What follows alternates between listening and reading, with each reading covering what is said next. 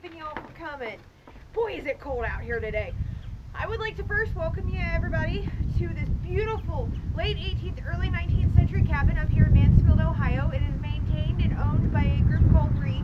They are a fantastic group of reenactors who are doing all kinds of fun things up here in Mansfield, from this beautiful cabin to blockhouse events in the spring and in the fall. You got to come up and check it out. If you want information on it, let me know. I can connect you to the right people. They're also fantastic because they let me come up and play in the cabin and cook and do all kinds of fun stuff, which you'll get to see in a few minutes. Anyway, you might be asking one reason why am I out here in the cold. Well, I want to introduce you guys to a new project that I am working on with a bunch of other people as well. It is called Making the Past Present. If you don't know me, I do 18th century cooking over an open fire or in a hearth, and I like to take those recipes and try to make them a little more modern so you can take them home and do them on your stove, or better yet, understand what enough flour means when you're making a dish, because it can mean a lot of things. We're going to learn that together. I also want this channel to be a place that if you want to start out doing reenacting, you can see what you need to do for a basic kit. You know, clothing, and depending on what you want to do, tentage. Speaking of tents, this channel will also show you how to put up your tent, because there are multiple tents and multiple ways to put them up, and sometimes it's nice to have at least a working idea of what your tent's supposed to do when you go to set it up. Always ask for help, just ask for help, but you get my point. I also want to focus on the women of the reenacting world, of the 18th century reenacting world to be more specific. I'm going to be talking to women who own their own businesses, or vendors at events, that are demonstrators doing different parts of the 18th century world and keeping those parts alive. Ask them why. Why did you start doing it? Why do you silversmith? Why do you do clothing? Have them teach us some of it. You know, my petticoat rips in the middle of an event. How do I fix it real quick so I'm not constantly tripping over it and splitting out my petticoat even more? I do trekking, which I will take you guys along on some of the adventures in trekking, because it is so much fun sleeping on a cold, hard, wet ground in the middle of March in the middle of the woods of nowhere. It's fantastic. I know it doesn't sound like it, but do it once, you'll understand. But I walk through my moccasins. How do I fix that? On the trail. When I get home, I can do that easy because I got all the modern stuff, but how do I do it with only my 18th century stuff? We'll be asking those questions. Why do you silversmith? All that kind of stuff.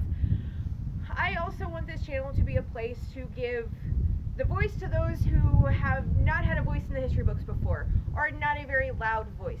We tend to think history is simply German, French, American, English, because that's what we hear about in the wars, the French and Indian, the American Revolution, but there are so many other voices that are mixed in there. Women, the enslaved, the indigenous populations, there were Polish, there were Jews, there were so many, and we don't get to hear about those voices as much as we should, or as much as I think we should anyway.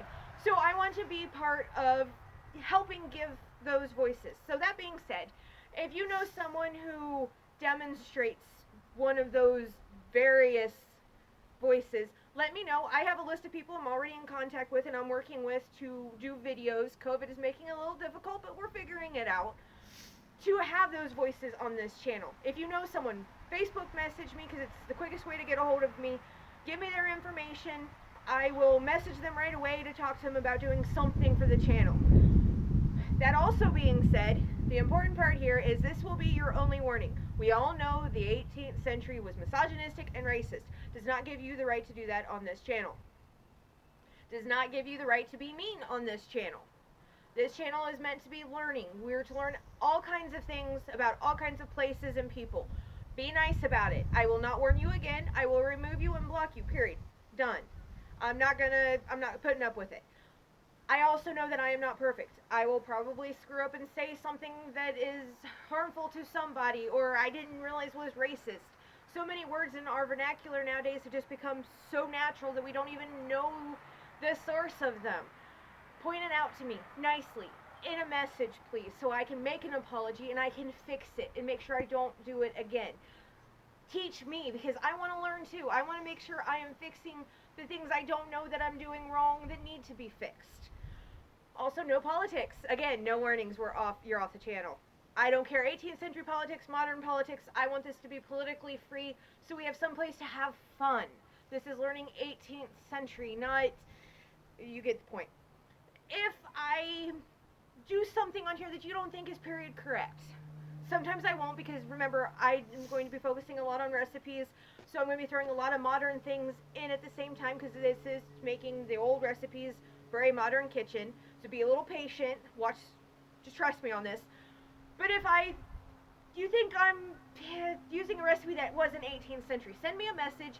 Send me the sources that make you think that it's not 18th century. I will send you what I have as sources, what I have found. I might be wrong. Who knows? You could be right, I could be right, we both could be right. That's always fun when we're both right. We both can learn from it. And who knows, 10 years down the road, we might find we were both wrong. I mean, look at English bodices. We won't go there, but you get the point. So, all I'm asking is let's have fun, let's learn, let's help each other, let's help the reenacting community grow, let's help the voices that want to be heard, should be heard, grow, and let's get inside, because it's really cold out here.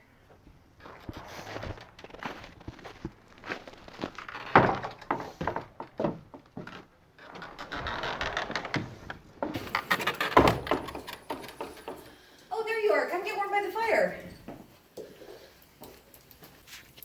Oh, some friends of mine have pointed out when they watched my welcome video for me to see how it sounded, to make sure I'm not talking too fast for one, they pointed out that I forgot to tell everyone my name. So I'm attaching this video to that video to say, hi, my name is Laura Supinger. This is my channel. I hope you enjoy it.